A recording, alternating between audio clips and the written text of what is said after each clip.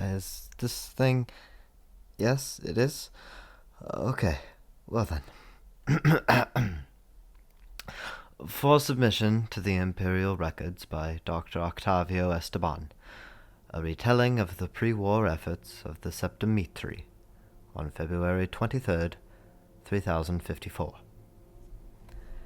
As historians and scholars of the Empire are aware, the Septimitri were among the pioneering groups of explorers who registered with the Cartography Guild of Vacarai during the Empire's expansion into the continent. However, it is crucial to examine their endeavors and challenges prior to their notable excursions in the post-war era. In this submission, I, Dr. Esteban, delve into the lesser-known exploits of the Septimitri, providing valuable insights into their contributions to the Empire's territorial expansion and cultural understanding of the continent. Having obtained their license to embark on exploratory missions within the continent, the Septimitri swiftly ventured into the eastern Vacarai jungle and the uncharted Glowbug marshes. It was there that they made a momentous discovery, the first evidence of intelligent life on Vacarai outside of the Empire's explorers. This civilization, known as the Liameni, had established a capital city named Alinor. Upon arriving in Alinor, the Septimitri met with a formidable Queen Myruna. Through diplomatic negotiations, they were able to broker a deal of peace between the Liameni and the Empire, in exchange for the completion of various quests that would help establish trust between the two nations. One such quest led the Septimitri across the Amber Sea to Coscatliani, where Liameni researchers had gone missing. Along the way, they stumbled upon a ranger's post, where they found a deceased friend of their guide, Vailaro Zibakna, and uncovered ominous information about the experiments being conducted in Coscat. As they ventured into the abandoned ziggurat in Coscat, they discovered evidence of human struggle and murals similar to those found in the God Tree Temple in Alinor. During their exploration of the ziggurat, they encountered Dr. Sunchaser in her laboratory, who informed them of the existence of jewel wasps and their venom that could infiltrate minds and turn people into the affixed. Just as the Septimitri were leaving the ziggurat, they encountered Dr. Quailfoot, who was covered in jewel wasps. A confrontation ensued. The Septimitri persisted in their mission at the Coscatliani research outpost, where they encountered a species of deadly insects known as the jewel wasps. These insects produce venom, capable of inducing delirium and mind control. The group engaged in combat with the jewel wasps and their leader, Tapatl Jewel Crusher, who had also been affected by the venom. Unfortunately, one of the group's members, Steel, was stung by a jewel wasp and fell into a dream state, where he was confronted by the queen of the jewel wasps, Queen Metzonik. Despite the setback, Steel was able to escape, and the group returned to Alinor. Upon their return, the Septimitri reported the failure of their mission to the Liameni and were given a second chance at establishing trust.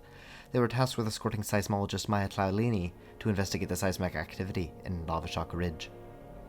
Before their journey to Lavashock Ridge, the Septimitri encountered the powerful entity known as Vestris, who pulled them into a dream world and attempted to lobotomize them.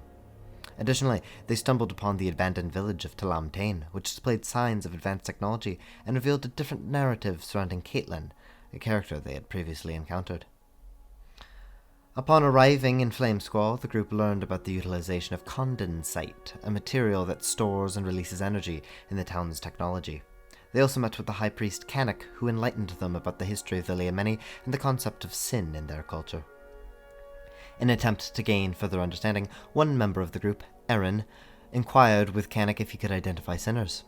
To their surprise, Canik identified Erlis, another one of the seven, as a sinner, and revealed that they were branded with the mark of chaos on their body. Furthermore, Canik informed the group about an artifact known as the Fang of Flamesquall, which holds great arcane power but may have fallen into the wrong hands. Imperial students should recognize this as a shard of tyranny that the Liameni stole from the Empire in the 2800s. In light of this, Canik offered the Septimitri a mission to retrieve the Fang and bring it to him. Later, the group visited the southern condensite mines with the boss Gretchen Brown and discovered a secret room with Valati, which transported them into the dream world, where they witnessed a large stronghold that was the source of the seismic activity in the area. As the Septimetri continued their investigation, they became aware of the impending triple eclipse and set out a way to re-enter the dream world with all of their equipment and abilities. In pursuit of this, they traveled to the center of Vacarai and discovered a cathedral that served as a portal to the dream world.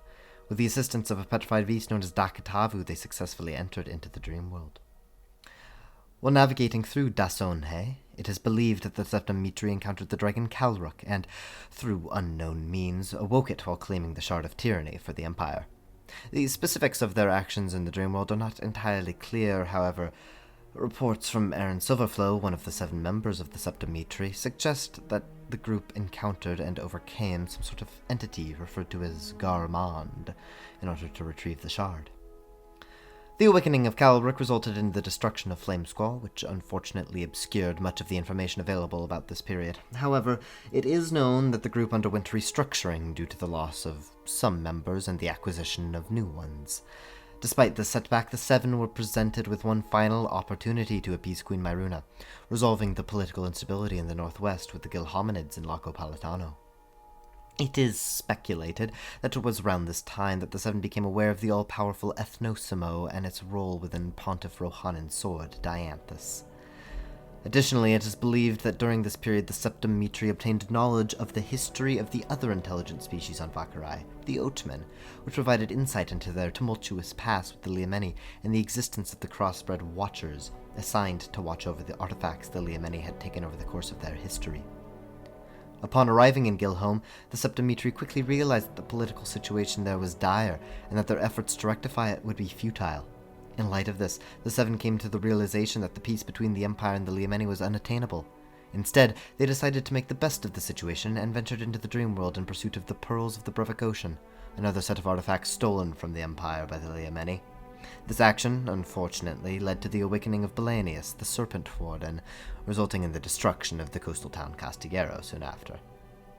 In the aftermath of these events, the Septimetri confronted Queen Myruna and the Pontiffs, engaging them in battle, and successfully seizing Dianthus for themselves. This action, of course, resulted in the awakening of the Great Warden Myruna, ultimately ending her reign as queen. The Sword of Sealing was then used to send a non-Liameni to the astral object Len for the first time. Of course, we all know what happened after that. This concludes my submission to the Imperial Records. I hope it serves as a reminder of the Septimetri's lasting influence. This has been Dr. Octavio Esteban, Imperial Historian.